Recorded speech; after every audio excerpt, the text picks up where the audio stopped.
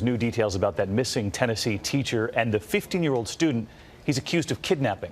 Authorities are revealing the secret way they may have communicated before disappearing 2 weeks ago.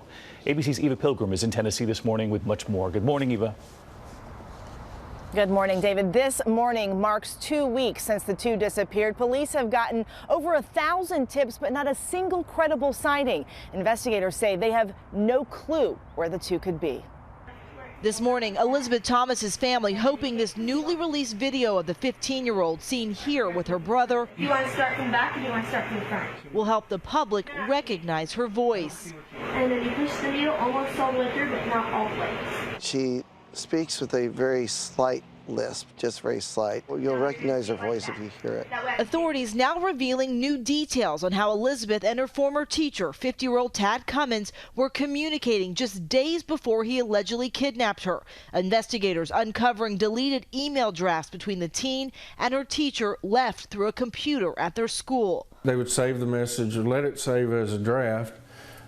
The other person would log in, read the message, and then delete it. The messages, investigators say, showed a romantic relationship. I saw you standing next to your backpack this morning and makes a reference to a body part of hers and you know, talking about how nice that looked. Authorities also saying Cummins researched covert ways to communicate, like through Instagram and specific encrypted texting apps. But Elizabeth's sister telling ABC News Cummins didn't just send messages, saying her sister complained that he showed up to her workplace as recent as the Saturday before the pair disappeared. She would go and tell people to tell him that she wasn't there. And she would go and hide until he left. And she thought it was really weird. She felt uncomfortable. Despite a national alert, police say there haven't been any credible sightings of the two since Elizabeth was dropped off by a friend at a restaurant 2 weeks ago. It feels like she just vanished. And I know that's impossible, like someone had to see her.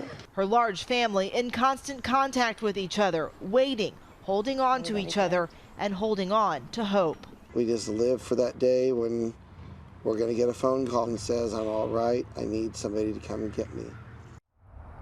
Authorities think the two are staying out of the public eye. They're asking people to keep an eye out at places like campgrounds, parking lots, and in rural areas. David? Eva Pilgrim in Tennessee. Eva, thank you. I want to bring in ABC News consultant and former FBI Special Agent Brad Garrett. Brad, always great to have you with us. And we heard what Eva just reported there, that so far 2 weeks and no credible sightings. What does that tell you? It tells me two things, David. If they are still alive, and hopefully they are, he has found a place to secrete them basically off the grid. In other words, a remote cabin by a lake. Maybe he has a campsite. I'm going to guess he pre-staged that, maybe with food, other items, so that they could go there and hide, because that's literally the only way they're going to survive, at least in the short run. And Brad, we know that a lawyer for the 15-year-old's family now says that there was a time when she was at work and would tell coworkers to lie when he would show up, that she wasn't there, but when in fact she was actually hiding. So there have been problems along the way. And there clearly is in every one of these relationships where you have a 15-year-old and an older adult. I mean, the realization will set in with a 15-year-old, like, what am I doing? And then the adult becomes more dominating and domineering, and I think that's probably what you see in that particular example. I'll tell you, there was one thing in Eva's report that's going to make any parent watching this morning their heart race when they hear about this draft email thing as a way of communicating. They would start a draft email that you don't send and nobody sees, and then communicate that way? Common. Al-Qaeda has used it. General Petraeus, Paula Broadwell used it. You type an email, you save it as a draft like we always do, then someone else that has access to the same account logs in, pulls up the draft, reads it, either answers it, deletes it, whatever, but it never goes out into the system, so law enforcement or anyone else couldn't capture it. All right, Brad Garrett with us this morning. We always appreciate your insight, Brad. Thanks so much, and let's just all hope that that 15-year-old is okay. Yes, indeedy.